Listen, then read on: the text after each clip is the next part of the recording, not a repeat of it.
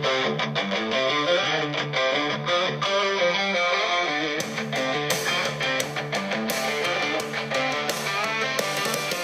right, welcome back to Narrowgate Media Podcast. We are on our fourth episode now, and we'll start out with parting our pops. If you hear a lot of pops in the background, we have a shooting club down the road from where we are filming, and they are shooting skeet right now. So they're having a good old time. So if you hear the 12 gauges and 16 gauges in the background, that's what that is. We don't have any pops or anything in our sound system. It's just 12 gauge going pops. And everybody in the neighborhood is logging into Ring and saying, oh, there's a running gun battle outside our neighborhood. Okay, crowds down the street. Yeah.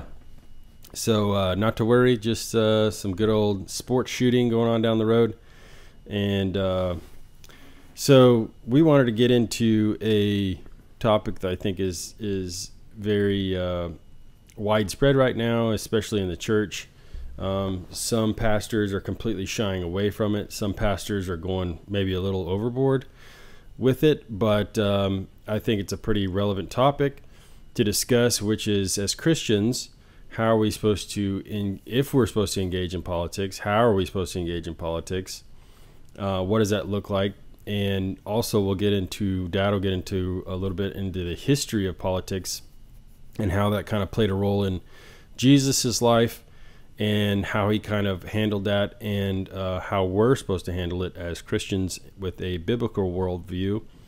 And, whether there's a physical side and a spiritual side to politics and what's going on behind the scenes. So we will start off with just asking the question, what are Christians supposed to do? How are we supposed to engage in politics? So I think maybe we should start out with maybe a little bit of the history, as far as maybe some context and how Jesus was presented with politics, how he handled politics, maybe a little of the history of politics, and start from there. Okay, well, as long as there has been people, in the Greek language, the word for people was polis, P-O-L-I-S, or pi, omicron, lambda, Yoda, sigma. Yeah. Polis. So the idea of towns, cities, collections of people was the idea of polis. And so when you're dealing with people, the more people you have around, the more agreed upon principles you have to have in order to have what was the objective of the Greek mind was an ordered society. So if you look at Aristotle and others, Plato, talking about republic, talking about the city-state, talking about organizing people, you inevitably get into what can we agree upon as a group of people that is our highest common denominator, not lowest common, highest common factor, not lowest common denominator. So there are some basic things that you have to agree on. You can't go around and take people's stuff. You can't go kill people willy-nilly, so on and so forth. So you basically wanted to defend your society. So at the root of politics is people. And at the root of dealing with people, you have to have some form of code, some form of agreement. So you had the code of what? Hammurabi? Anyway, what? Sumerian, ancient civilization that agreed and wrote it down. These are certain principles we all can agree on. So as long as you have principles or policies, you have politics in the purest form. I think what happens is that people think about the battle for ideas as being the essence of politics and the dirty fighting that can occur in the area of politics. And that tends to smear itself across the whole idea of agreeing upon policies by which we govern our society.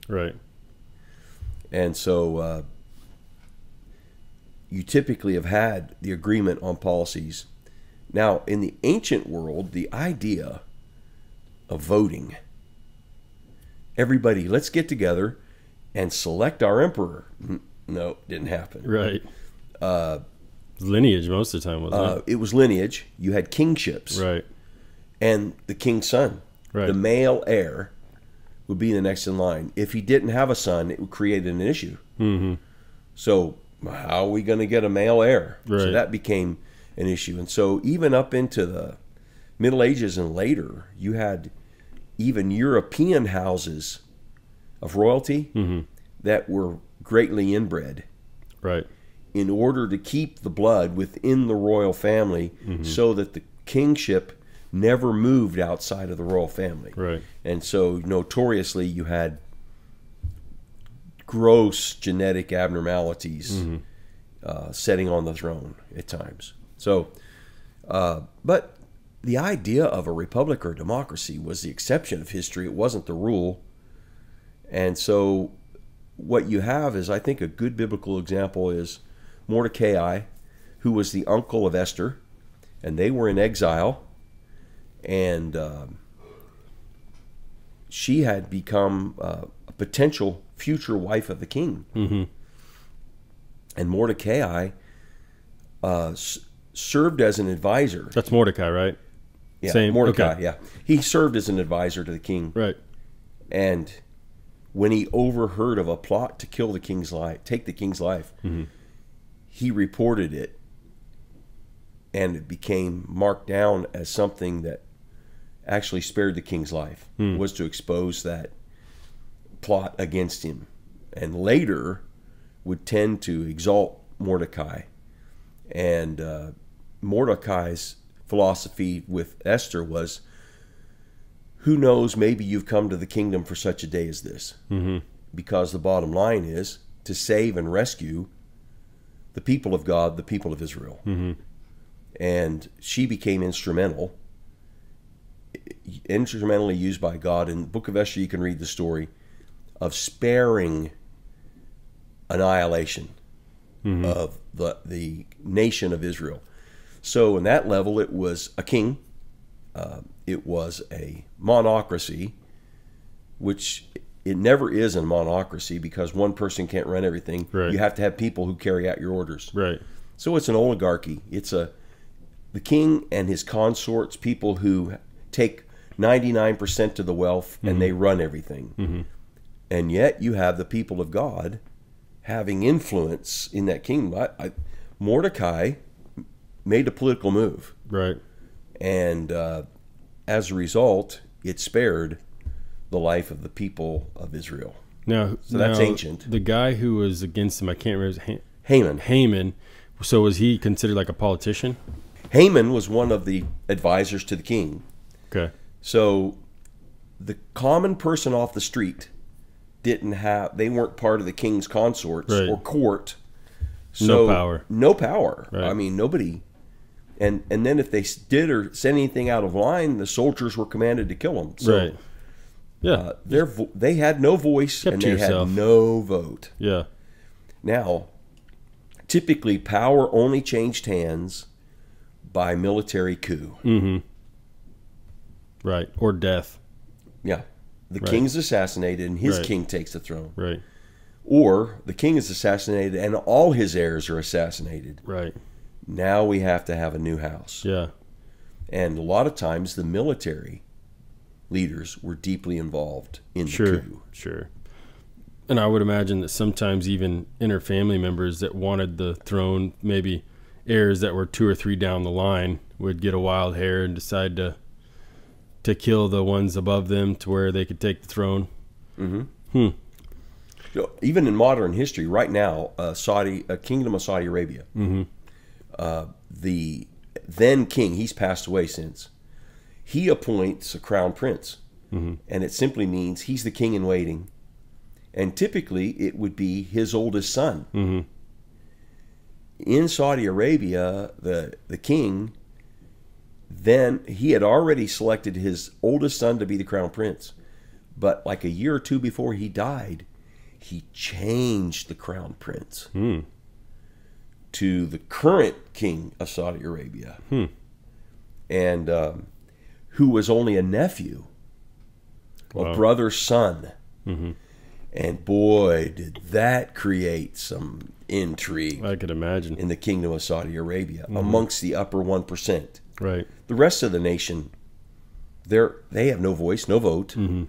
But the royals, they have some influence. And I don't know if you remember the newspaper guy out of Saudi Arabia, Khashoggi, who was killed and dismembered in Turkey. Oh, wow.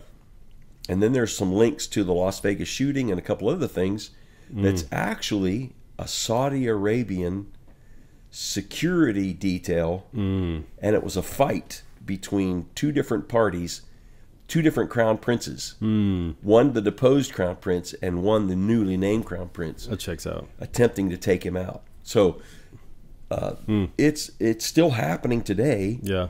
Because the idea of a republic and voice and vote held by the common person is the exception, not the rule.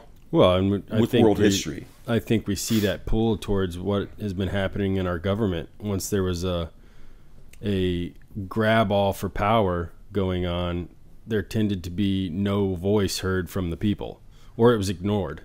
So there was a kind of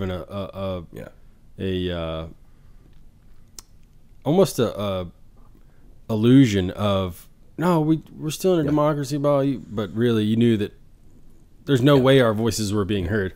Well, the electorate is focused on the year before the election, and then tends to be ignored for the intervening years. Right, which is interesting. I think I heard something about the new Saudi Arabian president or whatever. Well, he would be called. You know what? He's either the crown prince or he's the king. Yeah. I'm gonna Google. I don't know if I'll put it up on the screen. I thought I heard something about him actually converting to Christianity.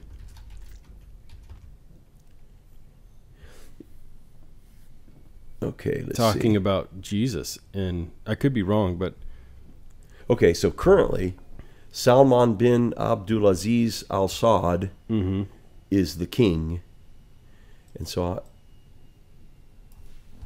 I'm going to ask, who is the crown prince? Do a little Google search right now.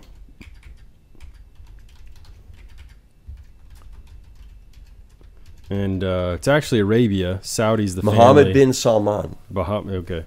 So you'll find that Donald Trump deals a lot with the crown prince, Mohammed bin Salman. Right. But before Mohammed bin Salman was the crown prince, selected by the current king, there was another one who was I believe the eldest son of the king. Oh, wow. And it was, as scandals go, it was an earth-shattering scandal. Big one, in the Kingdom of Saudi Arabia. Wow. So I wonder, I always found that interesting that the country's actually named Arabia, and people call it Saudi Arabia is because the Saudis, which is the family who runs Arabia, is in charge. But the actual name is Arabia, not Saudi Arabia. But we call it Saudi Arabia because they the House of Saud. The House of Saud, which is very interesting. Saudi Arabia. I didn't know that till recently, so you knew stuff. Yeah. You learn stuff new every day. So it's Arabian Nights, not Saudi Arabian Nights, right. Arabian Nights. So we go into... enough singing. We go into, as far as leading into the occupying power when Jesus was here on earth, which would be the Romans and the Caesars and the Pilates and things of that nature that were the reigning authority in the public domain, kind of followed by the religious leaders of the day who had influence but still were looked down upon by the actual authority in the Roman government. And so it is interesting how we can look at how Jesus handled politics and how he engaged politics.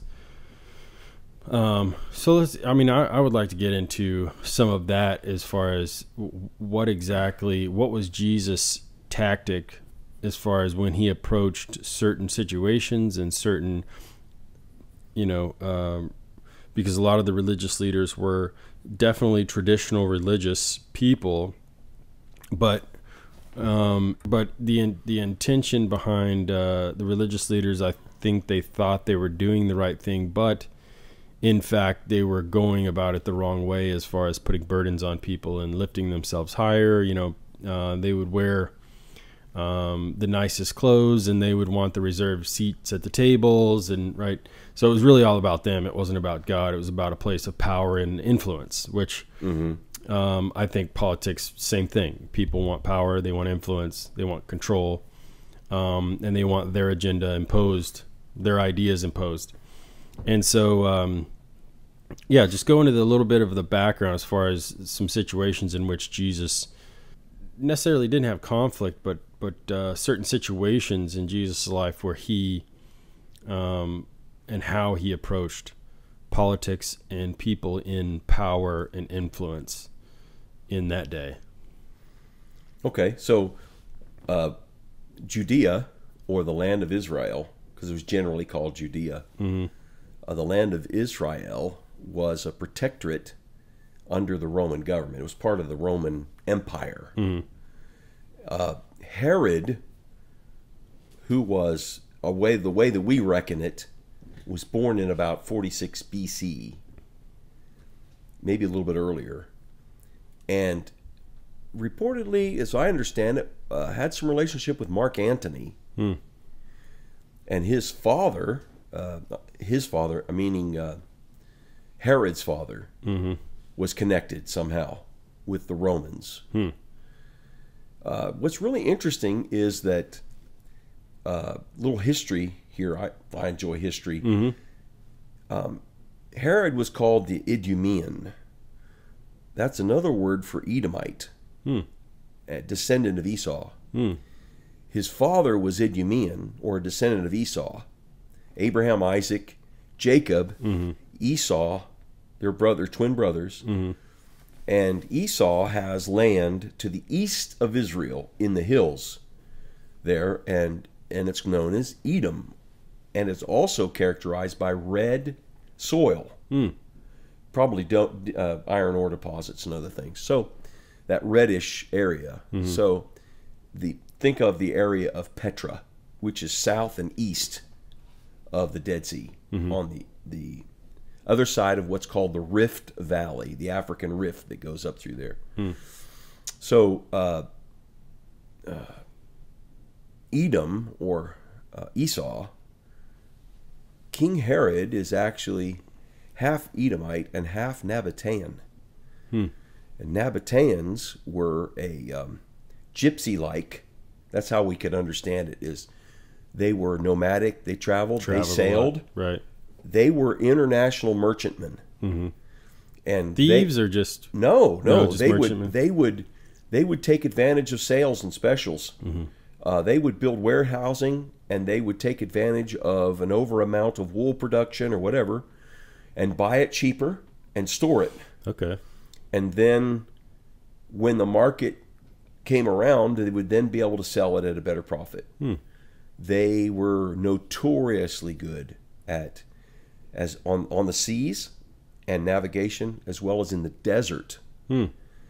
And they would hide their oasis. They hid their water supply, and they knew where the spices were. And so getting cinnamon and other spices to Rome was mainly the Nabateans. They were phenomenal merchant people, and they would set up civilizations of Nabateans on all of the world capitals. As far as the Orient, they needed to get silk and other things across Egypt, supply chain, down into Oman and Yemen, and so the tables in Rome loved spices for cooking and other things.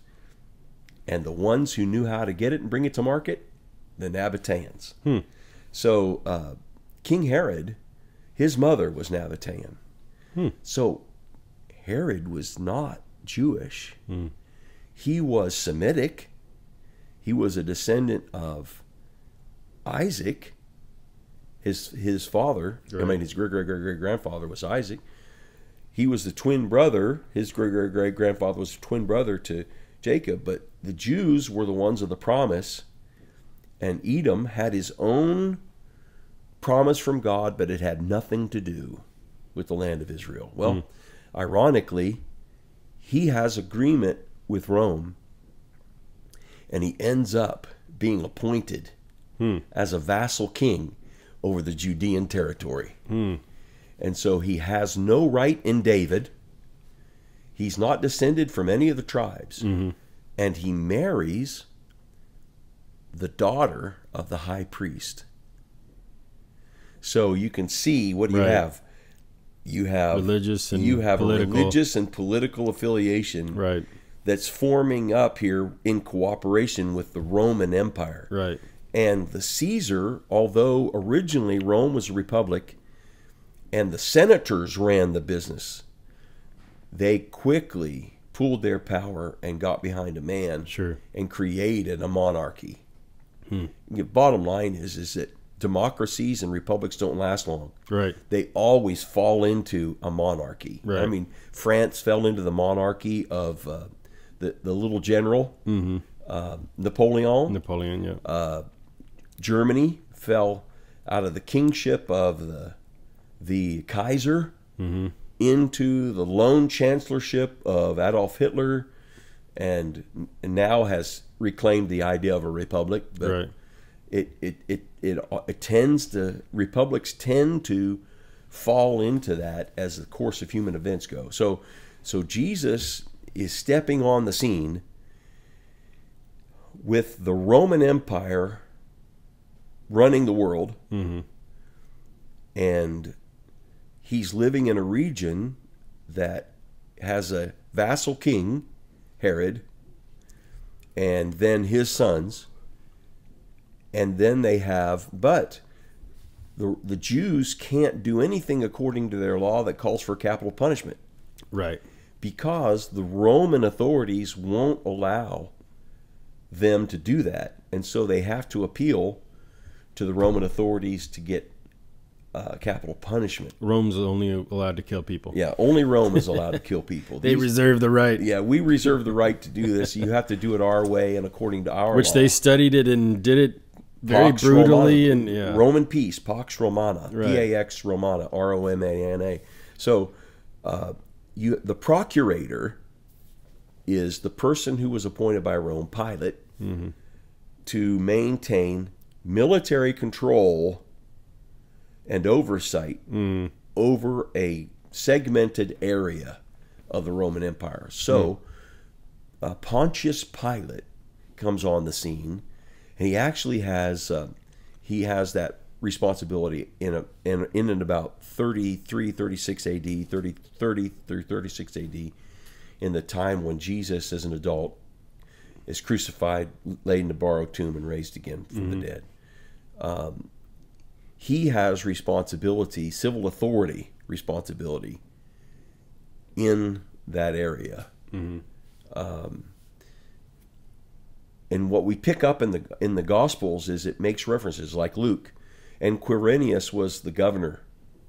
Well, he actually had 2 times he was governor. And it was actually during his second time as governor that a decree went forth that all the world should be taxed. And he oversaw that in the land of Judea, and that affected Joseph and Mary. So they were definitely under the authority of the Roman Caesar, and eventually citizenship, as well as being under his authority, they needed to pay a tax and swear obedience to Caesar. So this was the environment, but the people were never asked for a voice or a vote. Right. And then just their money. Then in Jewish society, it's conduct of the temple, and its conduct of the synagogues, and its conduct of its civil way of life, marriages, funerals. That was all overseen by the Sanhedrin, which is 120 men. Ideally, it would be 10 from each tribe of Israel, and they would be the ones who would oversee the civil governance of people on the day-to-day governance. And only the members of the Sanhedrin had voice and vote. The only thing that operated outside of that was a mob. Right. And if you could get enough of a mob, right, Then you had voice and vote. Right. But voice and vote only happened in the Sanhedrin and with a mob. Mm-hmm. And it's really hard to get a mob together. Right. Yeah, because people were scared of Yeah. retribution, losing everything in their life. Yeah. And thrown in prison. And there were people who rebelled. And this happened when Jesus was small. And there was a cross every so many hundreds of feet placed beside the road leading from roughly Bethsaida all the way over to Cana. Right. And everybody who participated in that rebellion against Rome Hung there. were crucified Wow. and left alive for days. Yeah. And people, in order to travel and do business, had to walk by those crosses. Yeah. And it's like walking by billboards. Right. You know, there used to be those Basically billboards was beside the first highway. billboards, yeah. Yeah. And they said, don't mess with Rome. Yeah. Yeah. You don't want to do this. And Right. that had a way of shutting down the mobs Sure. and shutting down the civil unrest. But those zealots tended to rise to the surface. They would collect some people around them. Then they would be utterly destroyed Right. by Rome. Hmm. And later in the book of Acts, one of the leaders in the Sanhedrin, one of the high priests, said, look, we have guys come along every once in a while and they do this. Right. They lead a rebellion. They get destroyed. Nothing comes of it. Yeah. So if it's of God, something will come of it. Mm-hmm. If it's not, It'll fade away. their bodies will be left as food for the Birds vultures in the yeah, desert. Right. Which I could imagine as Jesus was walking by was because he was fully human. He was, so he felt the fear, he felt the anxiety, he understood the brevity of the situation as far as what he was about to do. Like you said, He was aware of crucifixion. Yeah, he carried that not that physical cross, but he picked up and carried the spiritual cross his entire life. And imagine as a 10-year-old, 12-year-old boy walking on those roads or understanding the full weight, every move you make is going towards being on one of those crosses. And it's just like, oof. So as far as his, a little bit of background, that was a great background. I learned a lot on that. Going into what his actual involvement was and some of his responses, maybe a couple of examples of how he was face to face with political or religious persecution, right? Mm-hmm. Basically was kind of the same thing in that day. Yeah. Because the people who were against him were the controllers of the people. And maybe not so much this day, but back in that day, religion was a fabric of your life, whether you were a believer or not. I believe it kind of, obviously there was people who didn't participate, but a majority of people in that day had some type of religious focus, either of many gods or of the Hebrew God, the Jewish God, right? But there was a majority of people were involved in some type of religious tradition or, ceremonies, cleansings, right? They were religious minded. And so as far as the control factor, the religious leaders were basically the controllers and the authority, because they could shame people. They could, drive people out of town. They could, make your life a living hell if they wanted to. Yep. And they had the authority and the pull within the community to do that. Yes. Cut you off from food, from services, maybe get you run out of town, whatever. And so, just some examples of maybe how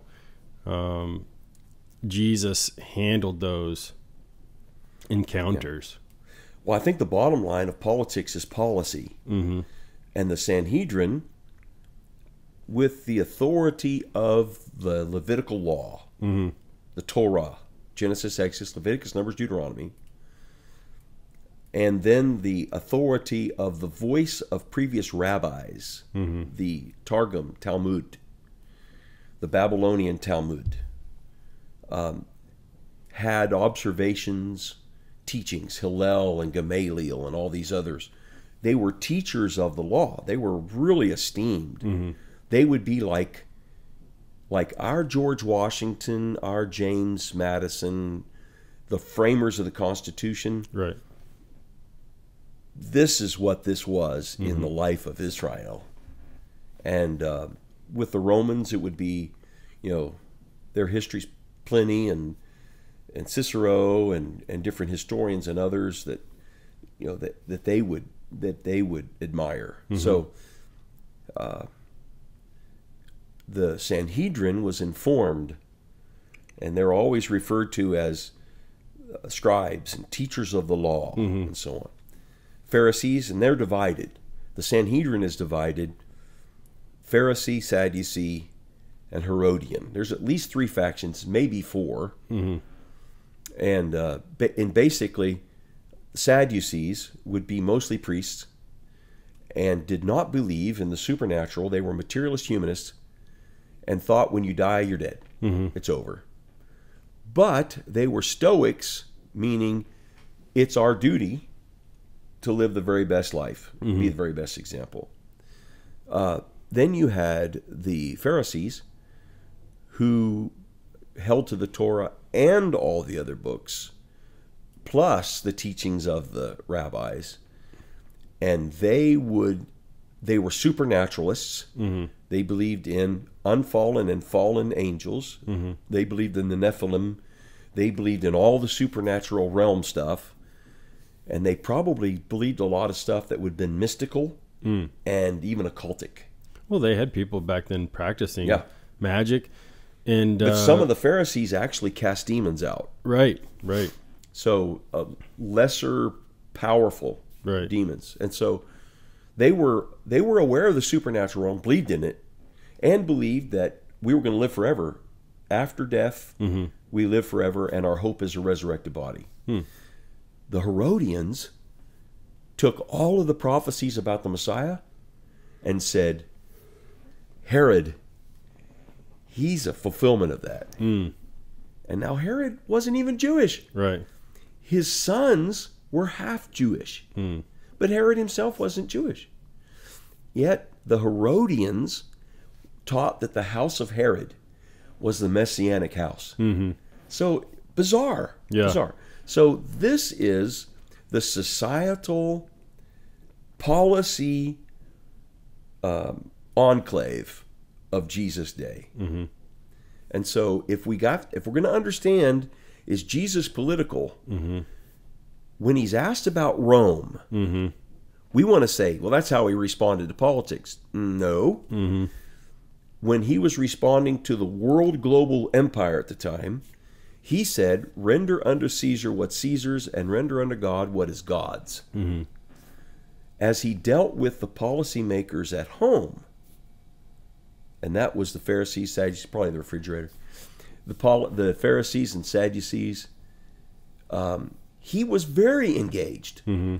And he spoke at times directly. He spoke to them directly. Right. And then sometimes he spoke about them in shielded language with the people. Mm-hmm. And you'll read in the New Gospels where they said they perceived that he was speaking this about them or against them. Mm-hmm. And so they went and plotted together how they might neutralize him. I'm paraphrasing heavily. Right. But they waited, they saying, we've got to take him out. Mm-hmm. We've got to take him out. Well, it is largely societal and religious. It's religio-societal policies. Mm-hmm. Because it's impossible to distinguish religion from politics in Israel. Right. In the ancient times. Right. So to say that Jesus wasn't political, Jesus was phenomenally political. Right. Because he took on the leadership, the policymakers of his society. Mm-hmm. He wasn't as concerned about Rome. Because why? Rome is not demanding of them how they worship God. Right. Rome doesn't seem to much care. Right. But the leaders in Israel are micromanaging the life of the people of Israel. Right.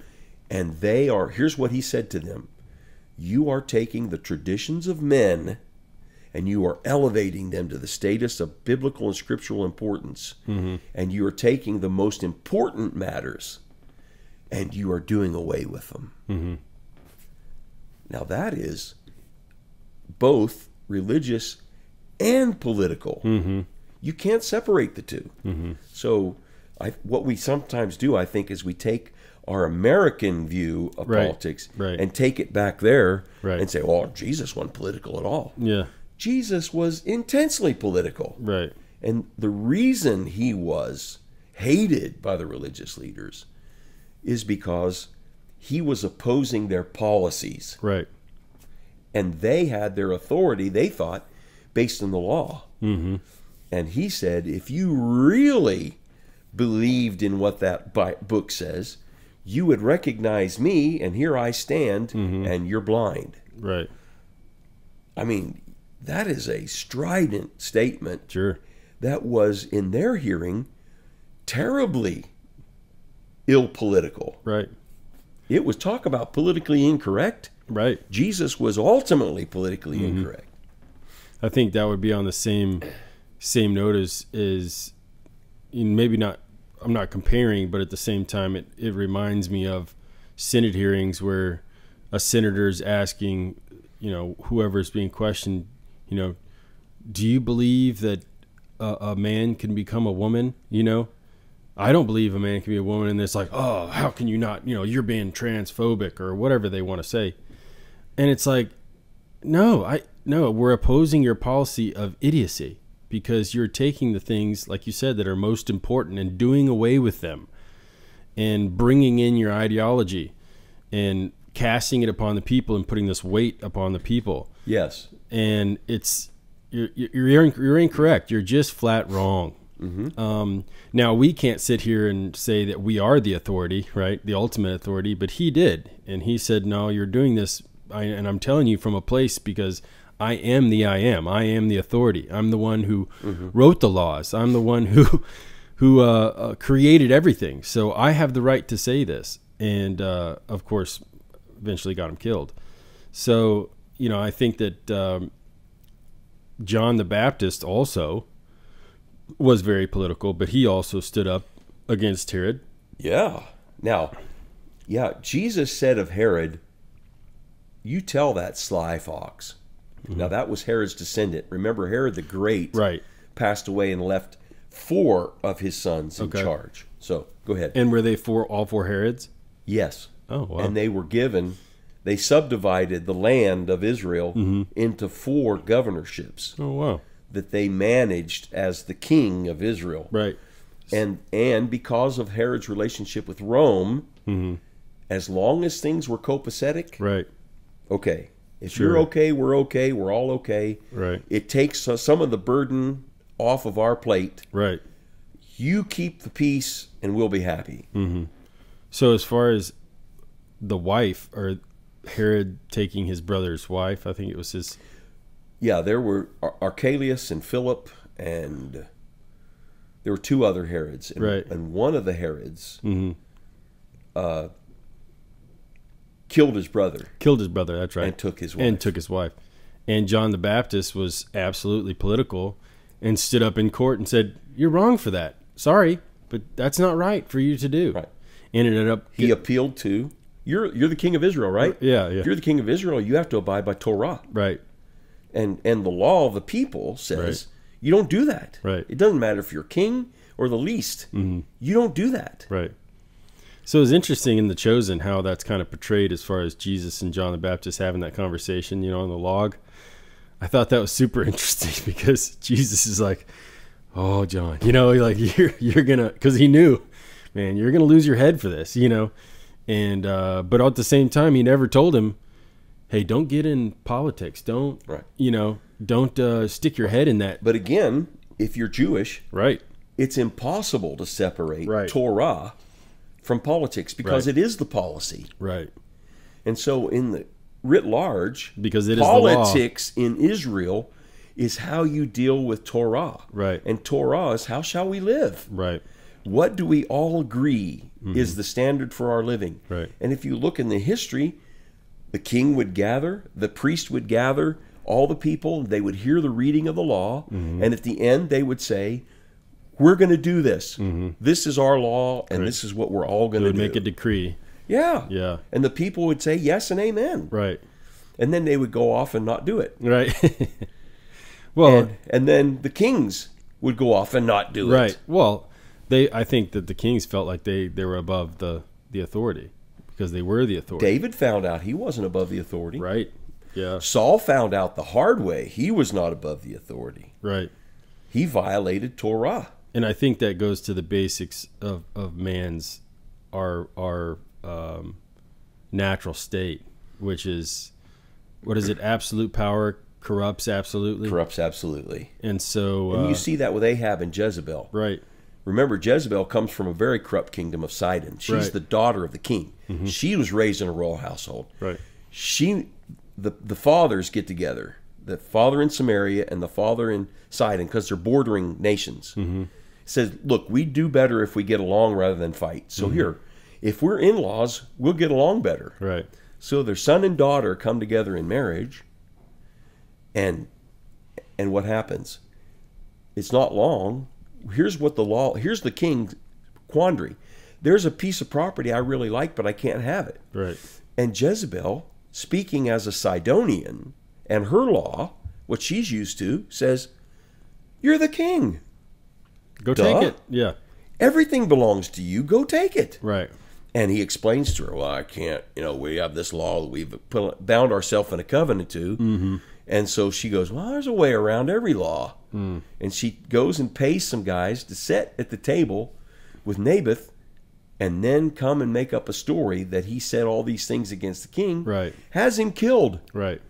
For treason and speaking against the king, and takes the property. Reminds me of and the rest of the history our current government of Jehu and everything else unfolds right. because of the prophecy of Elijah right. against a political act of what am I looking for? Well, certainly malfeasance, but law breaking on the part of the king right. of northern tribe of Israel. So, side note, if you guys want to know a little bit, I find it very fascinating about Jehu and kind of the correlation to our current sitting president as of today, President Trump. Yeah. Go look up Jonathan Cahn. He's got some amazing stuff, man, and it lines up exactly well. Some amazing stuff with Jehu and Jezebel and what's going on, what has gone on in our country. Right. 9/11, all that stuff. It's amazing. Yeah. I would encourage you to go look it up. Jonathan Cahn, and not long ago in Truth Seekers, I did an episode on Jehu is Back. Right. About the inauguration of number 47. Number 47. So 45 and 47. And we thank the Lord for President Trump. He's not the Messiah, but man, he's doing a bang up job of shifting and shaking some things in our country and bringing some things, waking some people up. As we were talking about at dinner the other night, people are just waking up a little bit. So, our politics, I think, haven't changed much, maybe in form and in speech, but really have not changed much as far as intention. I think sometimes may be good, but the impact is absolute devastation for the people. America was founded. We have this new idea of democracy and a republic, right? Not a new idea, but a new execution of it. Constitutional republic. A constitutional republic. And America is how 258 250 something years. 7 years? 58 years? 260. They were 1776 to 2025. Yeah, I can't do math right now. Yeah. So, it hasn't been long. Let's just be real here in the history of the world. It hasn't been long, and already within its first 300 years, right? Not even 300 years old yet. We have had ups and downs as far as trying to go back to that kingship almost, and one system ruling. and seeing, trampling of our rights and deafening and silencing of people's voices, and especially opposition, right? And so it is interesting to see how in that day, right now the stakes in America really aren't that high. Now, if you're a higher profile person and you have a lot more to lose as far as career, right? If maybe you're somebody who spoke out and they, you were in the limelight, and so they destroyed your life with hit pieces and all that, right? I'm not talking about that. I'm talking about the everyday American, right? There's not as much to lose if you want to speak out against the government or the law imposers, right? The policy holders, policy writers. There can be, I think, on a higher level, of course, you have a lot more to lose, which, a bigger platform means bigger threat. And, of course, they're going to focus on you and destroy you or try to destroy you. And so I think back then it was because they lived in smaller communities and their oversight was a little more intimate. And, they had networks of spies and people who were willing to befriend you and be a part of your community and then inform on you for payment or for security or safety or whatever. Mm-hmm. And so I think back in that time, there was more of an incentive to be silent or more of an incentive to go along with whatever the opinion or the power was trying to push on you, mostly out of fear, I would imagine. And also I think people back then were just trying to survive, just to live, just to get food and have security. And so nowadays I think that there's obviously a different dynamic, more freedom to say what we want to say and disagree with things. But on the larger scale, you can say all you want, right? But implementing change is something different. Now, when I look at what Jesus did, right, all he did was say things. He never hit one of the guys. He never put assassination hits on some of the leaders. He didn't go pour, sugar in their gas tank, right? He wasn't egging cars. He just spoke. That's all he did was speak.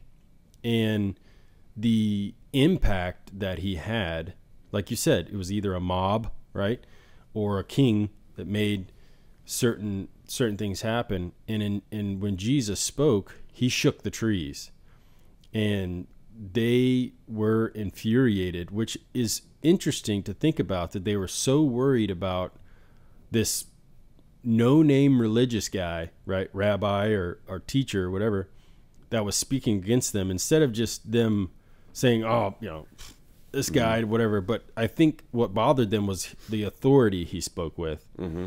And I can't imagine Jesus talking to you without you being convicted. I just can't see. I can't see Jesus saying something directly to your face in contradiction of what you believe or feel, and you not feeling struck to the core with conviction. And people don't like conviction, especially when you hold yourself in high esteem and you feel like you're the cat's pajamas, and you are. Everybody, in all reality, you are the authority there. Right. And so I think that another thing is evidence that he is the Messiah and that he is who he says he is the authority he spoke with and the reaction, the impact of just his words. It verifies to me that he is exactly who he says he was. And when he spoke directly to their heart and to the heart of the matter of things, and struck them with massive conviction. And that's what really ticked him off, was, who is this guy convicting me of, Sure. So, yeah. And they were mad first at John Baptist. Right. The Pharisees and others were mad at him. Yeah.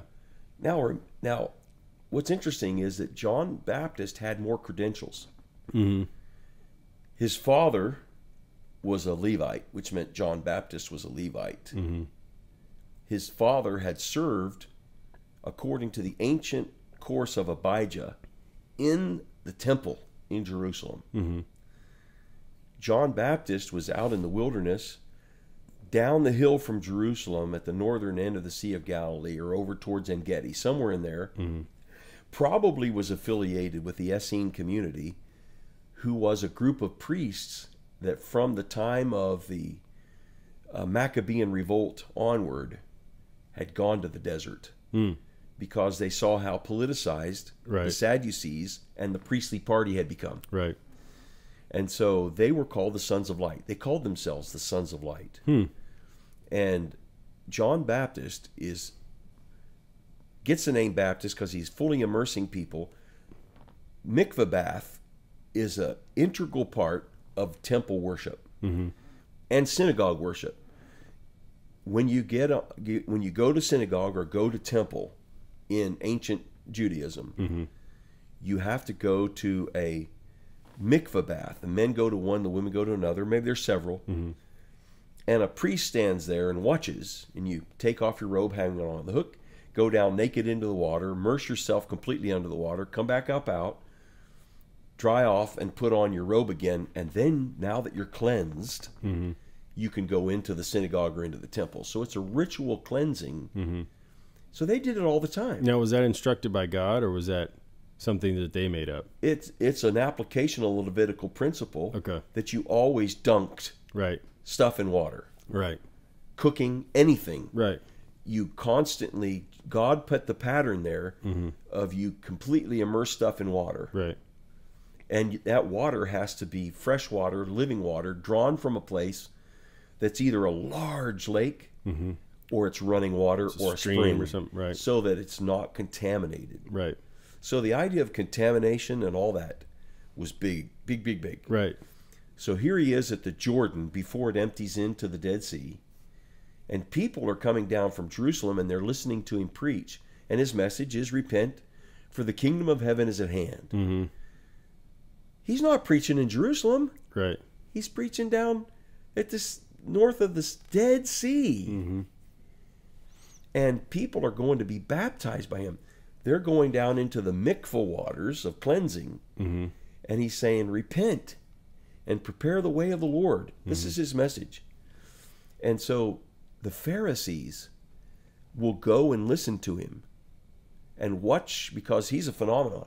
I mean, people are in Jerusalem saying, hey, have you heard John Baptist? I mean, have you heard John the Baptizer? He's down there, and they're going 20 miles. I mean, they're walking, riding a donkey, throwing 10 people in an ox cart. I don't know how they're doing it, but they're making a pilgrimage down there, and they're getting baptized in water. Now, for the Jew, being completely immersed, they did it every time they went to temple. Right. So that wasn't a... This wasn't a unusual thing, but it was connected to repentance, which is an internal humility that confesses that I may have things that aren't right and I don't know. Right.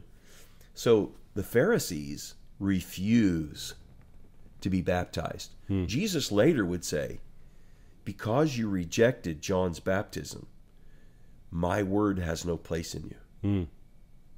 He was the one that prepared people to hear me. So you can't hear me because you have no humility. Right. And what God wants more than anything is humility. Right. And you are the most pretentiously proud people I've ever seen. Yeah. And so the Pharisees know immediately that Jesus is speaking against them. It's impossible to separate politics from religion in that sense. Right. He is a political problem child because they're concerned because he's more popular. That's a political issue. Right. The people regard him as a prophet. That's an issue for policy. So now they feel like their words, their authority, their position, everything about their life is threatened. And then he comes out and calls them out and says, woe unto you, scribes and Pharisees, because you take a widow's house and take it from her and dispossess her and sell it because she owes a temple tax. You have neglected the weightier matters of the law. And in exchange, you are doing these things. You strain at a gnat. You swallow a camel.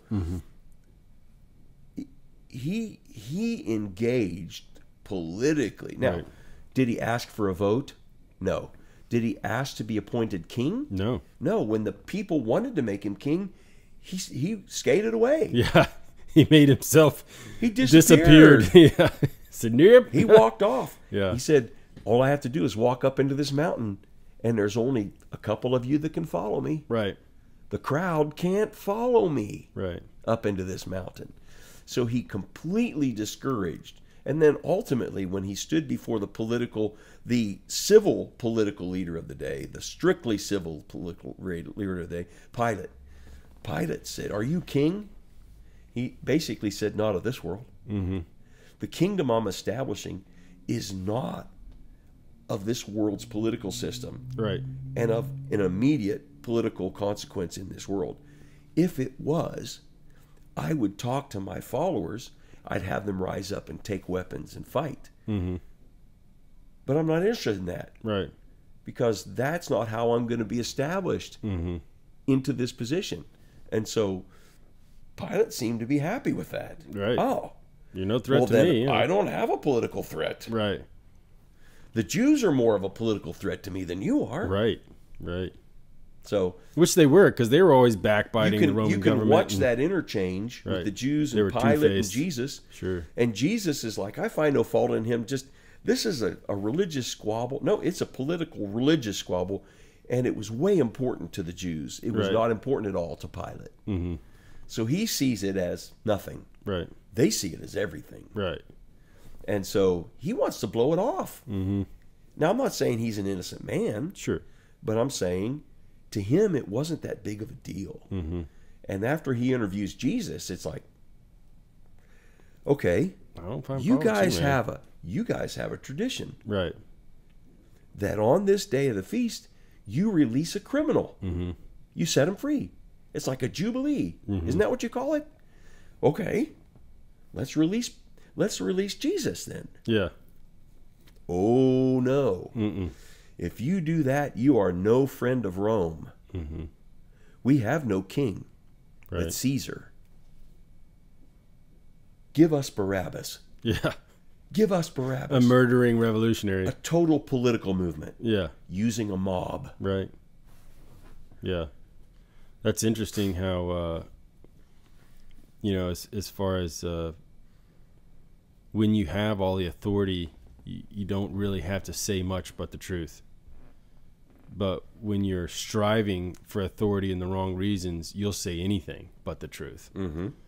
And I find that so relevant in today's politics is I think Christians especially are so nervous or scared. Well, let's face it, a lot of Christian homes in the last 30 years, right, your generation, two things you didn't talk about at the dinner table, politics and religion, right? I don't know how many people. Except we did all the time. Well, yeah, we're a little different. Yeah. That's all we talk about, politics and religion.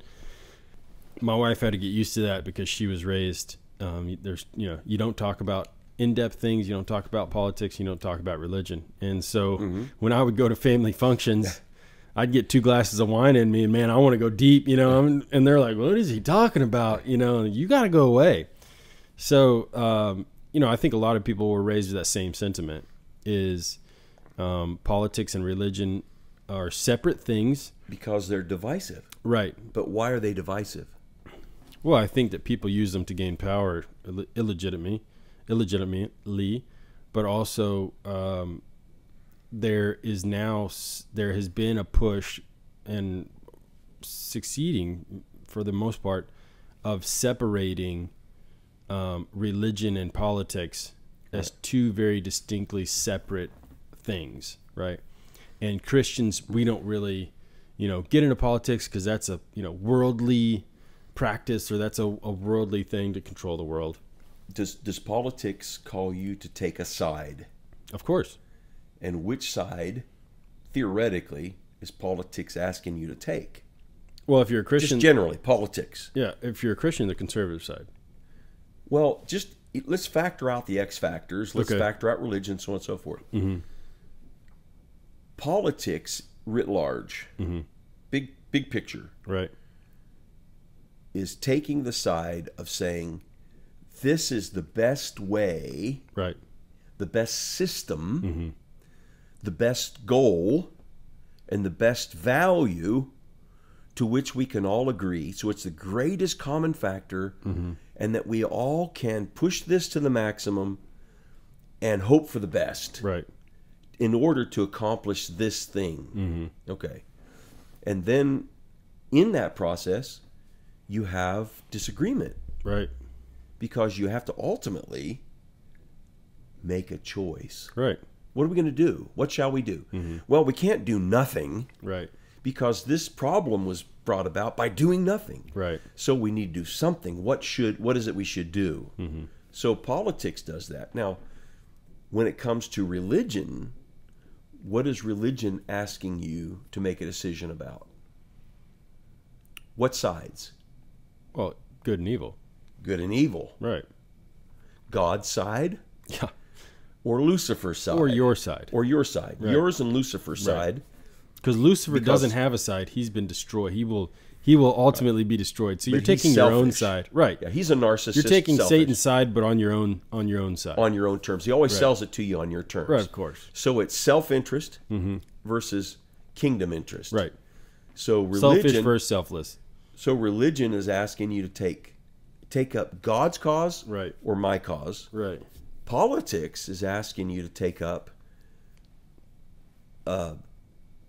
what's best. To answer the question, what is best for us together in a society? For a society, right. To do what is best. And so it becomes really a tussle between what's the best way. We want to go to Abilene. What's the best way to go? Right.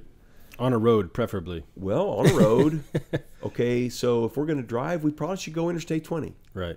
But if somebody says, Interstate 20 is closed down for 10 miles, let's go down through Benbrook and over through Rising Star, and let's cut around, and we'll get to Abilene the same time or quicker than anybody else is going down 20. Right. Now it becomes a competition between the idea of 20-mile stoppage with 100 miles of 75 miles an hour, or occasional stoppage going through towns, stoplights, and other things. 45, 35, and doing 55, doing 65. 65, 70, 40. Right. And basically deciding which way we're going to go. And having a barbecue place to stop at. But at the end, you still get to the same place. Right.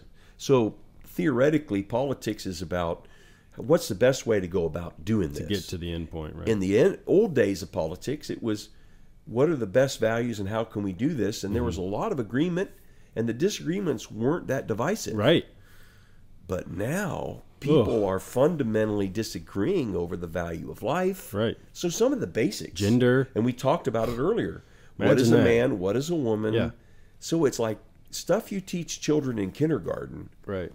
Of the basic categories, fences, boundaries of life that for 5,000 years have been taken for granted as the ABCs of humanity. Right. And now, Katie, bar the door, we can't agree on anything. Yeah. And so politics and religion now appear to be minefields. Well, Jesus walked through a minefield. Absolutely. And he did not avoid the minefield. Right. He did not float on the clouds.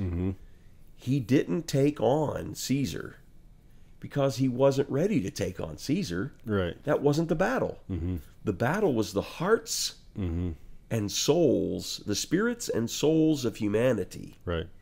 And to get with the lost, he called them the lost sheep of Israel.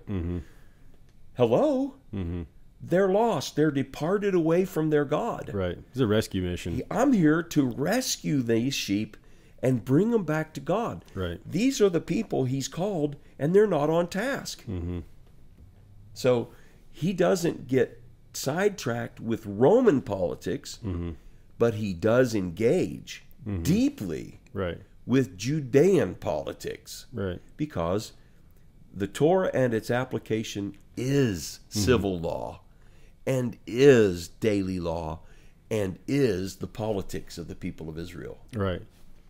So as far as Christians, I mean, I think we have the same. I think Jesus, in all examples, set out a mandate for Christians to be an active resistor of evil, but also not to get lost in the politics that don't matter, or the conversations that don't matter. Don't matter. Right. Don't get yourself so heavily involved with politics that you miss the forest for the trees. The ultimate is the lost sheep. The ultimate is lost souls. The ultimate is, I'm sending you into all the world to make disciples, right? This is the main political goal. This is the main goal, and you're going to have political opposition and governmental opposition along the way. And this is how you handle it. You speak truth, and you speak with my authority. And so I think that as Christians, I think we just get very scared because, like you said, it's a minefield. It is, and especially today. I mean, we were talking about it, last 4 years. It's like, I'm going to look back in my 70s and go, God, those 4 years, people just went off the rails. Just lost all sorts of moral compass, moral fiber. And so I think that I think that Christians, it can be overwhelming for us because we see so many things that are wrong or maybe not correct, right? But at the same time, there was taxes in Jesus' day, and heavy taxes. And I don't think taxes are legal. I don't think taxes should be, I think we're taxed. I think there should be, if anything, there should just be a flat tax. And that's it, right? No income tax, no tax on anything. Just a flat tax that you pay every year. And I think that there should be, everything else should be wiped out, period. But nonetheless, we live in a world where, like I said earlier, the little people, our voices aren't really heard. And it takes a mob, right? It takes a huge platform, an influence, a mob, war, right? These things to change things. And so, but Jesus, he spoke on this, and he said, "Look, like you said, render to Caesar what is Caesar's, and render to God what is God's." So if we talk about tithing, right? God has asked us to tithe the first 10%, the first fruits of our labor, right? So 10% of our income, our earnings.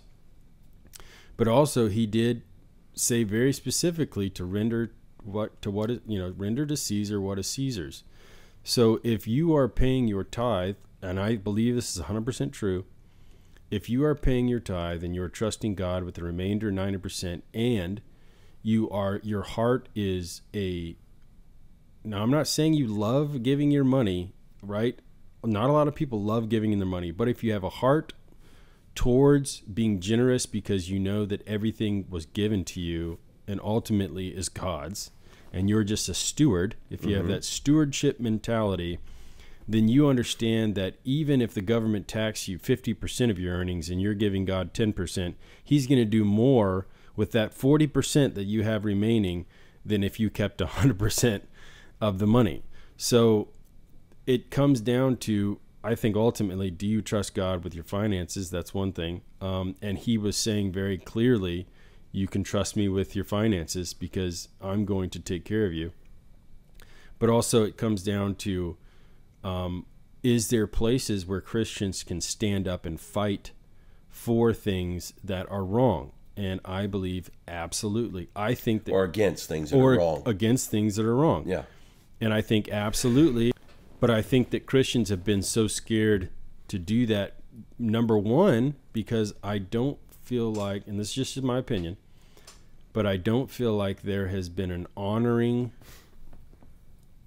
the most part, there hasn't been a large enough group of people who are honoring God with their finances in order to have leverage and authority to stand up to different things in the government, right? So I think that number one, if you're not doing the right thing and you're not walking in the Spirit and doing what you feel like God or what God explicitly says you need to do, you're not being obedient, then your authority kind of goes out the window as far as standing up against evil. I mean, he talked about in the Bible where those guys went and cast out demons, and the demon says, I know of Paul, but I don't know of you, right? And then attacks him, strips him naked, and they go running. So they went in there with the full intention of having the authority of God, but without the authority, you can beat your head up against the brick wall, and that's about it. You might make some noise, but you're probably going to get beat up. So they had some truth, but they didn't have authority. Right. They had some truth. They knew about Jesus. They knew about his power and his casting out demons. And they had seen it. Right. And they witnessed it in Paul's ministry. But they were not in alignment with the Spirit and what the authority that Jesus has. So I think that starts the problem, explaining the problem of why we haven't had more of a mob standing up to the government for injustices and things like that. You know, and a perfect example is abortions. You know, I think there's a poll that I don't know how many people claim to be Christian in the United States, but it's quite a bit. Lower nowadays than it was 20 years ago. But I think it's like 40% or something like that, 45%. Don't quote me on that. But there's a lot of people who say, yeah, I'm Christian, you know, I believe in God, whatever. Well, if that were true, then the abortion clinics would be surrounded day and night. This is just, you know, if Christians were bold and stood in authority, which there are plenty of Christians who go and picket and stand and, you know, put their money where their mouth is and their faith where their practice is, and they adopt children, they save children out of abortion clinics, and they walk the walk, right? But for the majority is the people who claim they're a Christian are not walking in the Spirit and the authority and the truth of God. And so when you're not doing that, you just don't walk with authority, and you don't have the power and the guidance to approach those things in a correct way. Jesus gave the perfect example because he didn't do anything without the Father instructing him to, and the power and authority that he carried. And he never sinned, right? Which we can, none of us can say that, but he never did. And so he had full authority to go and stand against those things. And like I said earlier, they felt that. They understood this is not some guy just saying some things. He's saying it with his chest, and we feel it when he says it.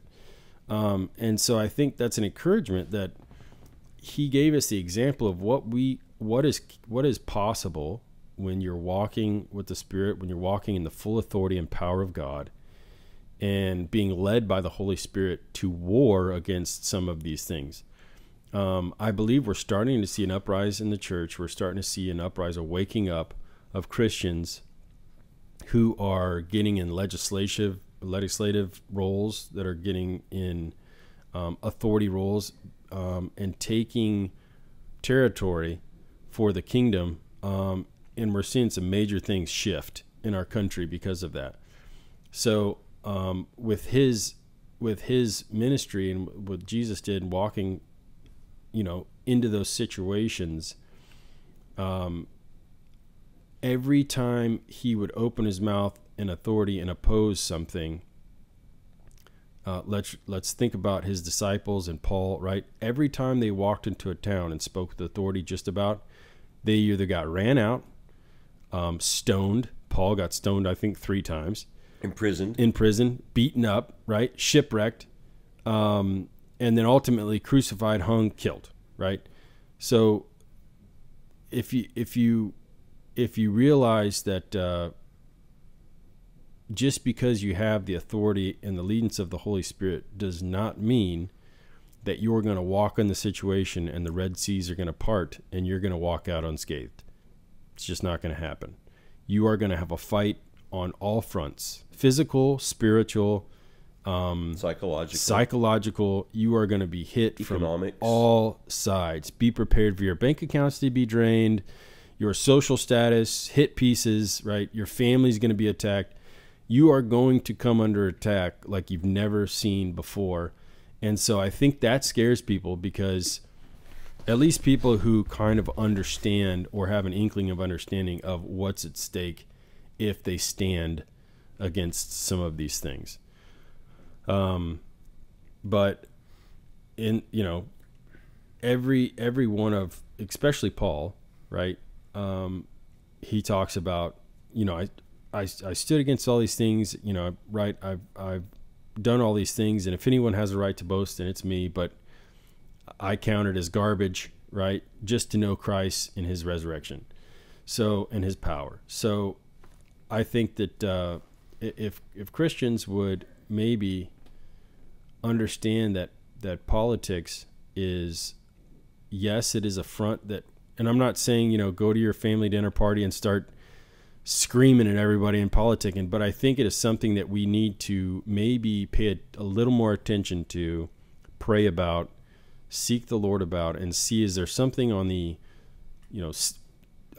your community side, your town side, your city side, if you can go to city council meetings and listen, right, and get a little more information, and really try to understand what's going on in your city, and then pray and ask, how can I be in effect? How can I stand against this in a biblical and Christian way? I think that there would be some opportunities that would open, that we can make some changes. But as far as, as a pastor standpoint, from your standpoint, Dad, as far as, from the pulpit, right? We talked about at the very beginning, there are some pastors who shy away completely, say, well, there's no place for politics in the pulpit, right? Mm-hmm. And some pastors who go a little overboard, and basically that's all they talk about in the pulpit is politics. Which, if the Lord's leading them to do that, I don't know, right? But some of them, I think it's a little too much. What is the place as far as in church and speaking against things in the pulpit? How do you handle that as a pastor, as far as having discernment on what to go against or go for? Well, let's connect back into Jesus. Historically, he spoke to his disciples, and he says, don't hide your light under a bushel. Right. Put it up on a stand so it can illuminate the whole house. So let your light shine before men. Mm-hmm. He calls them the light of the world and the salt of the earth. Mm-hmm. Salt was a preservative to stop rotting. Right. And light is necessary at night when you're fishing the Sea of Galilee to attract the fish. Mm-hmm. And during the day, looking in dark places. And so light is important. The concept of light is so critical and so important. So he says he's the light of the world. Mm-hmm. I'm the way, the truth, and the life. No man comes to the Father but by me. And then he says, men love darkness rather than light, mm-hmm. because their deeds are evil. Mm-hmm. So the context of light is casting light upon evil, mm-hmm. and evil is evil deeds. Mm-hmm. So the role of the believer is to live a life of light, to speak, to walk in the light, to speak the light, to expose the hidden works of darkness, mm-hmm. to walk in wisdom and the fear of the Lord, the fear and admonition of the Lord, and to bring a preserving influence upon society. Mm-hmm. So it would be inevitable that the people of God would have a preserving effect upon their societies, mm-hmm. and that they would bring light to problems. And so historically, you look at the history of the church, the Roman society practiced exposure. Mm-hmm. If a kid was not wanted, they just put it out in the forest. Mm. If a child was born deformed, put it out in the forest, let the animals have it. Yeah. Make it as an offering. We'll give it as an offering, mm-hmm. to Hera, right. or to Apollo or whatever. They took all of their social problems and they exposed their orphans, they exposed their children. Well, what did the people of God do? Hey, these babies don't have to die. Right. So they would take them and raise them themselves. Mm. So the whole idea of orphanages, hospitals for people who were in need and didn't have any finances, all kinds of stuff. Charitable works and taking care of the dispossessed, right. the widow and the orphan. Right. And James puts it well. He says, look, here's what you do. You take care of the widow and the orphan and keep yourself unspotted from the world. Mm-hmm. This is what you do. Okay, so let's move it up into our modern time of politics. Politics has two sides or two issues. One is the idea of public policy, right, and what's best for a society. Right. What's best for families, what's best for babies, what's best for children, what's best for a society as a whole. What extends life, what maximizes certain key values. Life, liberty, and the pursuit of happiness. That was enshrined within our Constitution. Then there's the idea of politics, which is partisan divide and having pitched battles right, over partisan politics. So a lot of pastors are afraid to talk about something because they think they have to talk about it as a partisan. right, The fact of the matter is that we have the rule book, we have the guidebook. So if it's wrong to take advantage of poor people and give high interest 30% loans and payday loans, then it's wrong. right, And so I can speak against that when I talk about money and say the kingdom of heaven says no. 0% interest or low interest you loan, you will get paid back, but don't make it impossible to get paid back. right, That's not very redemptive. right, And so that is a Christian value. Now, what's ironic is you mentioned what people today, it's now 62% of Americans, 228 million out of 636 million, claim to be Christians. 62%. It's a lot. It's down from 78%. Right, And the irony is we have a supermajority of the people who claim to be Christian, but they don't vote that way. right, They either don't vote. Now, why is that a problem? Edmund Burke is credited with saying, all it takes for evil to prosper is for good men to do nothing. All you have to do is disengage. I think in the last election, there were 27% of evangelical Christians. That's not Catholic Christians. That's not necessarily Protestant Christians. That's evangelical Christians did not participate in elections. Well, they didn't have a perfect candidate. right, David wasn't raised from the dead right, and set up to run for office. right, And because he wasn't the shepherd praise leader and king of Israel, we can't vote for him. right, And so there's the very best becomes the enemy of what's available right, and what could possibly be done in order to restrain this, slow this down, to be salt and light. Right. So if we understand as Christians we're supposed to be salt and light, salt slows the effect of rotting, and light exposes the source of the rot.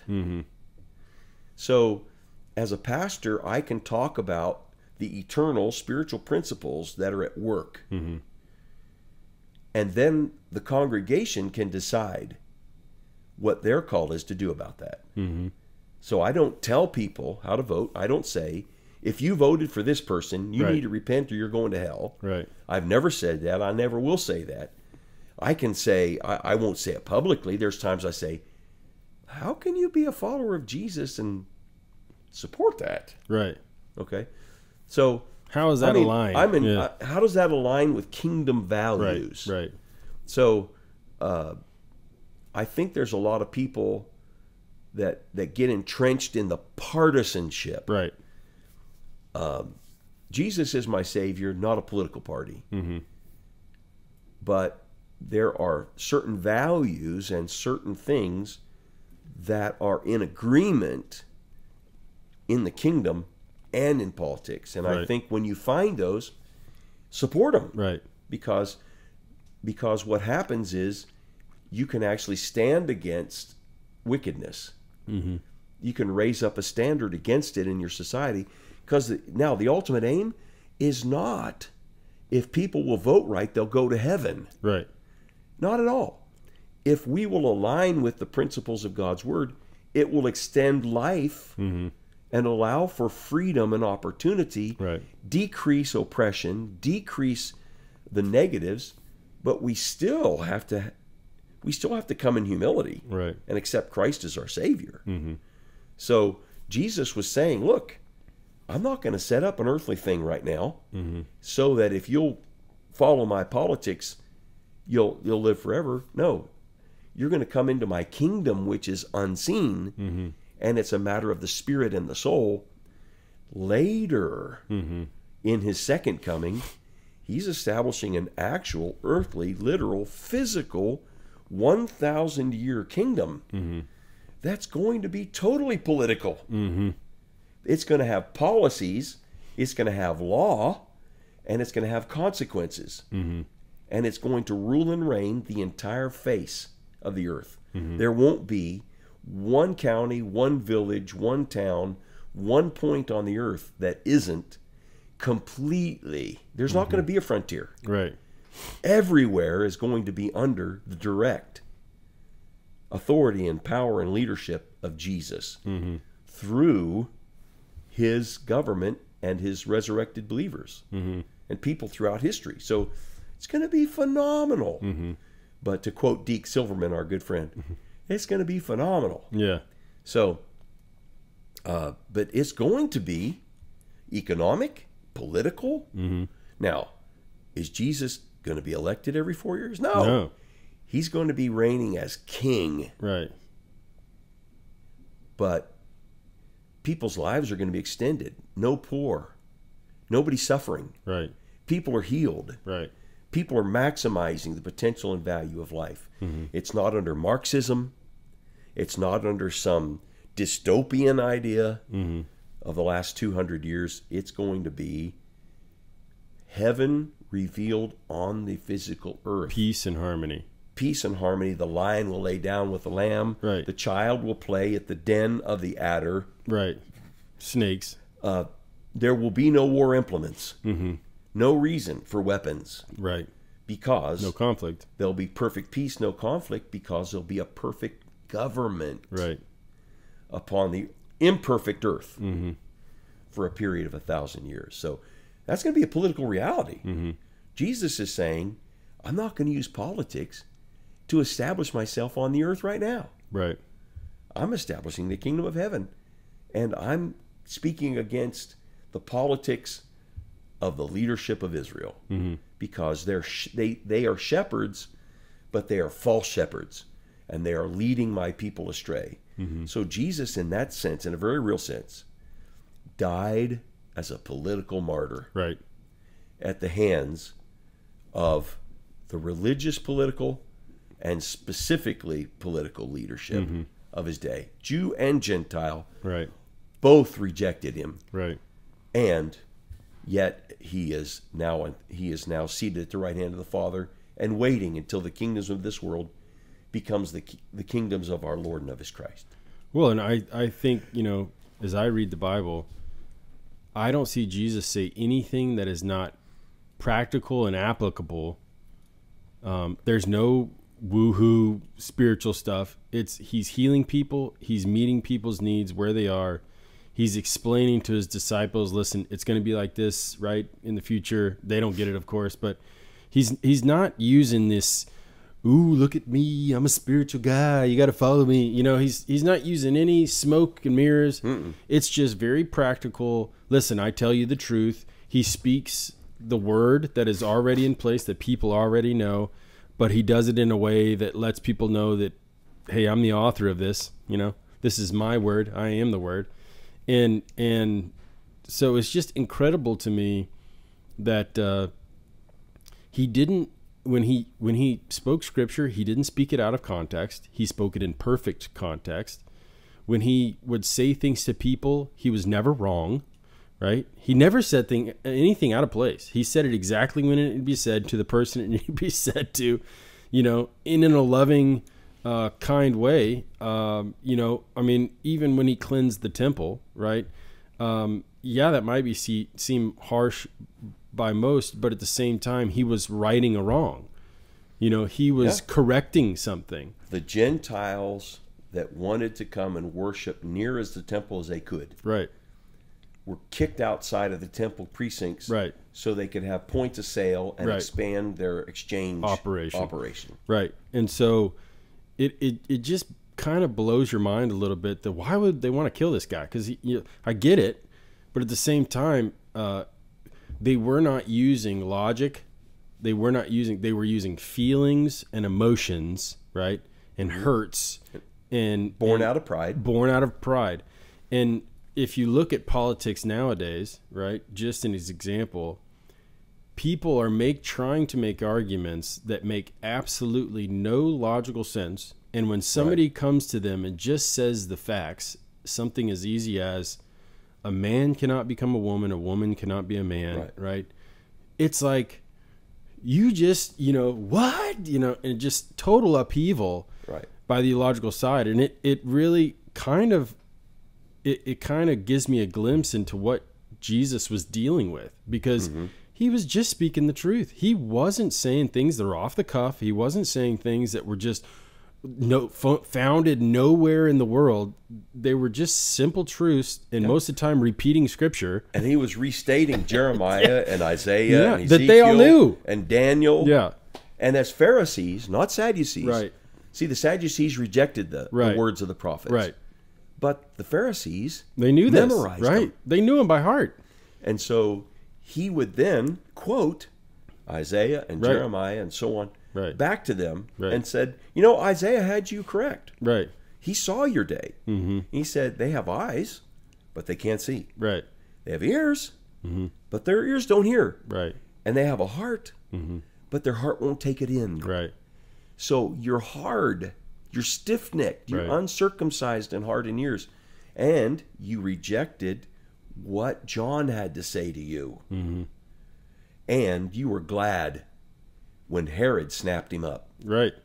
And stuck him over there across the Dead Sea. Yeah. They used, they could go up to the certain parts of the hill out of Jerusalem and look over towards the Dead Sea, and maybe at night they could see the gleaming lights of the fires at the court of Herod in his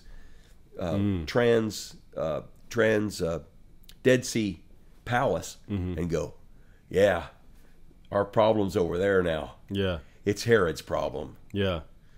It's just because we don't agree with John Baptist. Right. So I think it's incredible how pride, which is celebrated in our culture, they've got banners and flags, and even the government, in the last 4 years really jumped on this pride bandwagon, right? And it's not, yes, confusion comes with it, but I think it's more of the pride of, you can't tell me what I can and can't do, right? I can do whatever I want. Right. And it's not so much, yes, there's different outcomes and different symptoms of pride, but it boils down to the same thing, which is just plain pride. It's, I think better, I can, even if I'm wrong, I can be wrong. Let me be wrong, right? But it's not enough to simply be allowed to be wrong. Right. They demand that it becomes preferred. Correct. And that it becomes the greatest common factor amongst us as a people. Right. They're not going to be happy until it becomes, we all agree that the greatest common factor is that we take the most diverse opinion and we all believe it. Right.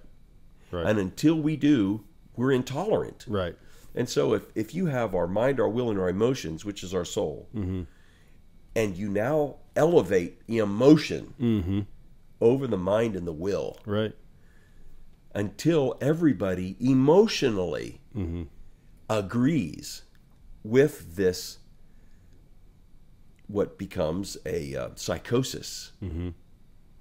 If it's in the soul, the such, the Greek would say the such, the soul. Well, our such is mind, will, and emotion. So if we have an emotional problem or issue, and we now demand not simply that people are compassionate, that they are tolerant, that they don't lock us up or kill us for it, but they have to celebrate it. Right. We have to we have to have a parade everywhere. And we have to have ubiquitously, Right. everywhere in every situation. If this isn't celebrated Right. to the top of our lungs, then we are not truly human and not truly compassionate. Right. And it Bigots. becomes, so you take this emotional issue and you demand that the whole culture does that. Well, talk about a roller coaster ride. Yeah. This is going to be violent. Yes. And so we had 4 years of a psychosis hit us. And some people called it a mind virus. Right. And we saw the political system taken over. Right. We saw social systems taken over. We saw Facebook, Twitter, and other social media taken over. Yeah. We saw education taken over. We saw economics taken over. Entertainment's already been there. To where so. if somebody doesn't accept this, they Right. get debanked. Right. Right. They get frozen, kicked off. They get fired. Right. And so it's like, whoa. Yeah. And that was quick. Now, that's definitely what happens. I think what you can say is when Christians do not engage Right. politically, Right. when there's not salt and light present, The rot grows quickly. that's what you get. Right. And it happens exponentially. Yes. Yes. It's like a turbo cancer. Right. It's not there one day, and 10 days later, Yeah. it is so there that it's taken everything over and it can't be safely dealt with. Right. So we basically have seen a silence on the part of church leadership, a disengagement politically, starting with COVID, Right. which quieted the church Right. because people were afraid. Because the government said, if you meet together, we're going to shut you down and it's going to hurt. Right. And as a result, but that was a political acquiescence. And Right. that political acquiescence has prevented us from being salt and light. Right. Because the bottom line is that salt preserves against destruction and decay. And light exposes where the problems Right. are. And nobody wants a troubleshooter. Right. Oh, you fault finders. You're always finding fault with everything. But if we engage in our culture, we're not saying we're going to show you heaven on earth. No. Right. We're going to say we're going to lessen the suffering. We're going to decrease the issues and problems so that we can maximize salvation for the most amount of people. Right. Because the goal is to get people off the Titanic, not hasten its sinking. Right. And if we do nothing, we are acquiescing to the sinking rate. Right. So that, as a pastor, I can address the issues that are at the heart and the root of every political concern Right.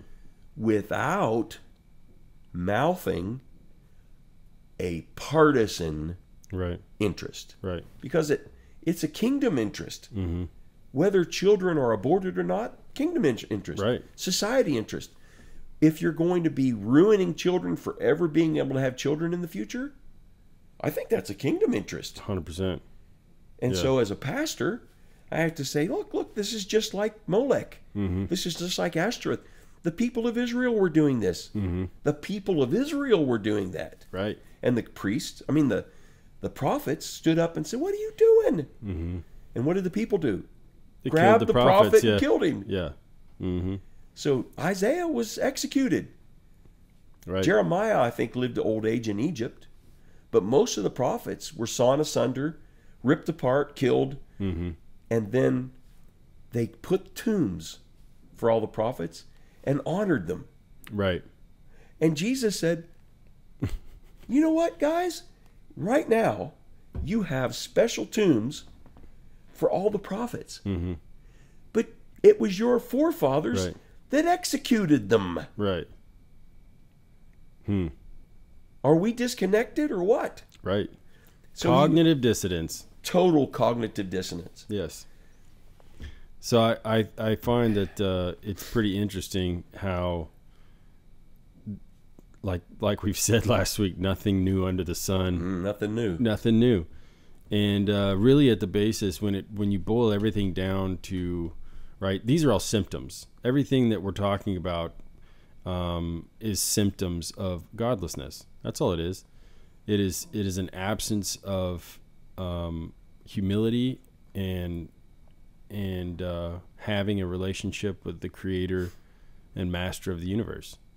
And it will continue, we, as being salt and light, by spreading the gospel and evangelizing people, right? A lot of these people that I see are coming to Christ right now were fringe. A lot of them. And you're going, wow, how did that guy... Outspoken atheist and agnostic. Right. And I watch... or pagan. And proudly pagan. Right. And, OnlyFans models coming to Christ. Like, so look, the thing is we're all at fault and we all want to judge. It's part of who we are. We have to, get over that. But, when Jesus came, he came to the whores, he came to the bartenders, he came to the tax collectors, mainly the thieves, right? Tax collectors were not just these government officials who collected money. They were notorious thieves. Okay, they were grifters. So, modern day politicians, right? Or probably a little worse than that. They were collecting taxes for the Romans from their own people and adding to it, right? And had the nicest house in town, right? And drove the nicest carriage, right? And everybody knew where they got their money. Exactly. And so, it boils down to... Zacchaeus was not loved. No. In Maybe Jericho. That's why he was up in the tree. He was a short guy. That's true. But, there's the mission of spreading the gospel and making disciples is not for your own gain. It is not for you to feel better about yourself. It is to slow the decay and rot in the world and save a soul. Right. So I find it interesting that the different people that are coming to Christ, but I also find it interesting. I listen to a Hebrew praise and worship out of Israel, and I love their songs, and I sing with them. I don't know what I'm saying. I do know what I'm saying because it's in subtitles. But yeah, I just love repeating it. And I was looking at some of the comments today, and there was a ex-Muslim on there. And he wrote on there, he said, I'm an ex-Muslim. I had 3 different dreams of Jesus the King. He came to me in my dreams and converted me.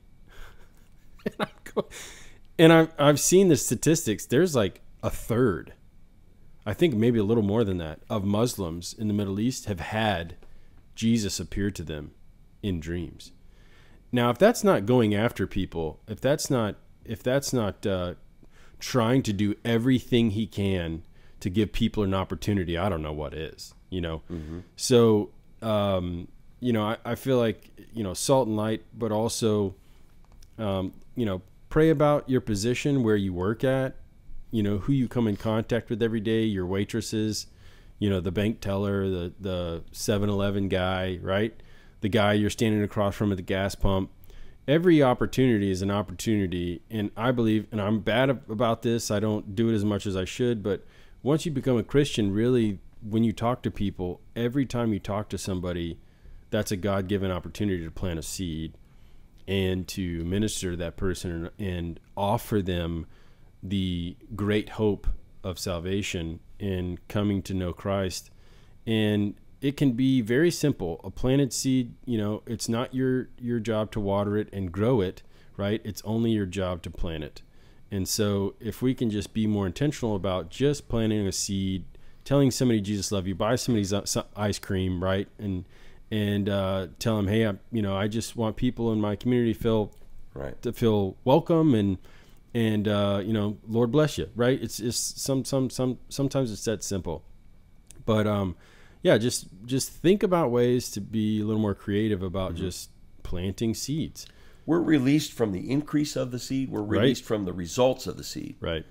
But we're engaged with, if somebody plants a seed and then somebody says something similar to somebody, that has the effect of watering it. Right.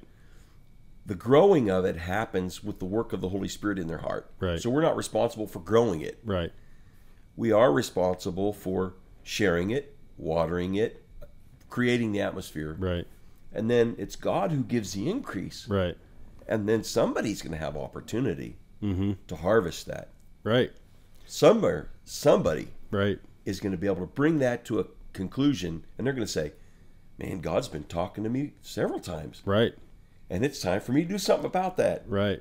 Right. And it's only in heaven, in the presence of the Lord, Mm-hmm. that he's going to be able to say, okay, remember that time you talked to that guy at the gas station? 5 years later, watch what happened. Right. Wow. Yeah. Or we'll just know it automatically. Mm-hmm. But I think that there's, whoever you are, wherever you are, one day when you take that last breath, you will wake up, or whatever that happens when you go to that side, right? We don't know because I haven't been there yet. But whenever you go to the other side, you will stand before judgment and you'll answer for your actions. And Yep. if you Everything you've done in your body. everything you've done in your body, the words you've said, the thoughts that you've had, right? And so when you have the righteousness of Christ and you accept the righteousness of Christ, and his holiness, his righteousness covers you and his grace covers you, I think that standing there accounting for things is going to be a lot easier when you're going to the right instead of to the left, whatever. I give that instance because we're talking politics, right and left. But, doesn't matter what you believe. It really doesn't, because that day will come. So maybe do some research, and see what you can do in your community, your local church. Ask your local pastor, hey, do we have any, outreach groups where we can maybe devise some things about, political action as far as our community, our schools, Mm-hmm. our, city council meetings. Meaning, how can we change policy? Right. How can we change How policy? can we represent the very best policy, Right. and then put feet into action, Right. and actually become a positive solution, Right. Boots on the ground to make it possible. Or call your local state representative, email your state representative and ask and see if they need help with anything, as far as, or write an email, if there's a petition that's in place for a certain ministry or whatever, right? There's always something that you can help do, Mm-hmm. and to further the kingdom. Right. So, And even if you don't feel like your vote counts, right. you are standing before God and in a private place where nobody can see, and if you don't share it, nobody will know it. Right. And you go in there and you say, before the Lord, this is what I want to pull the lever for, Mm-hmm. because this reflects the values of the kingdom of heaven. Right. And so I want to lift up my voice in privacy, Mm-hmm. on a ballot, Mm-hmm. realizing that throughout 5,000 plus years of human history, Right. the opportunity to do that was from 0 to 1 on a Yeah. scale of 1,000,000. Yeah. And I now have an opportunity. Right. And you know what? Even if you're in places where they cheat and nullify your vote, they cannot nullify your voice before the Lord. Right. When you actually physically go do something about it, Mm-hmm. that is the first step Mm-hmm. of doing that. And the Lord, according to Scripture, He keeps records. Right. There are angels tasked with writing books and keeping ledgers. Mm-hmm. Talk about accounting. Right. They know how to account. Right. And even if your vote is washed out, stolen, or defrauded, Mm-hmm. it still counts for your society and for your people before the Lord. Right. So it's not an empty thing. Right. I think it's an important thing because it's, first of all, eternally important. Mm-hmm. And then if you have a very good, accurate, and right accounting, Mm-hmm. you are having an immediate consequential impact by saying, this is what we think, Right. and this is what we believe. Let's do this. Right. And I think that's a good starting point. If you feel overwhelmed, you don't know what to do, you don't, I don't know how to get involved. I mean, that's a good starting point. Just your local elections, right? Figure Mm-hmm. out what's going on in your local elections. Register, vote. Register, do a little research, see what each, opponent stands for, pray about it, ask your pastor about it, ask your, maybe some local church members. about what these people stand for, do a little research, and vote in those elections, right? And affect things for change on those. Compare it to what Jesus and Paul taught about the kingdom of heaven. Right. So I think we covered it pretty well today. Yeah. If you have any questions or comments or topics that you want us to go over, you can email us at narrowgatemedia247 or comment on this YouTube video. I'm still working on getting us on Spotify and Apple. I will probably finish that tonight. And so we'll be able to upload our podcast on there, the audio version. And we enjoyed this episode. Next week, I don't know what we'll talk about, but it'll be something even more interesting, invigorating, and exciting. Exciting.